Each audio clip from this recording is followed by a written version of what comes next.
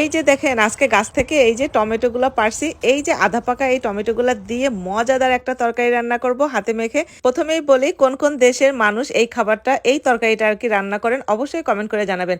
প্রথমে টমেটোগুলোকে ভালোভাবে কেটে নিয়ে এই যে আচ্ছা মতো করে খেচে খেচে খেচে খেচে পানি দিয়ে ধুয়ে নিব, যেন হচ্ছে টমেটোগুলার বীজগুলা যেন না থাকে, যেহেতু কাঁচা টমেটো বীজ থাকলে একটু তিতা তিতা লাগতে পারে এই জন্য।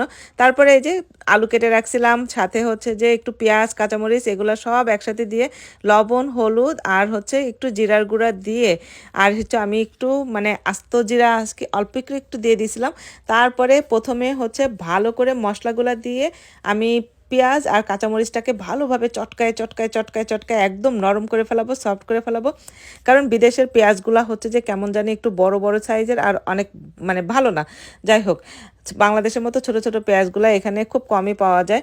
আর এই তো প্রথমে হচ্ছে যে ভালোভাবে মশলা দিয়ে পেঁয়াজ কাঁচামরিচ এগুলো মাখায় পরে তরকারির সাথে মিশাই নিব। এইভাবে ভালোভাবে ভালোভাবে মথে মথে মিশাইতে হবে, যার কারণে কি হয় তরকারিটা একদম সফট হয়, মনে হয় যে অর্ধেক কুক মনে হয় হাতে চটকানোর সময়ই হয়ে যায়। অ্যানিওয়ে, তারপরে গুঁড়া মাছগুলো দিয়ে দিলাম, হালকা করে একটু পানি দিয়ে দিলাম, আর হচ্ছে কিছু চিংড়ি মাছ আমি ভেজে ফ্রিজে রেখে দিয়েছিলাম, সেখান থেকে কিছু চিংড়ি মাছ দিয়ে দিলাম, ভালো করে জাল করে নিয়ে এই যে উপরে একটু ধনেপাতা দিব। তারপরে রেডি হয়ে গেল আমার মজাদার খাবার। কেমন লাগলো অবশ্যই কমেন্ট করে জানাবেন। আল্লাহ হাফেজ।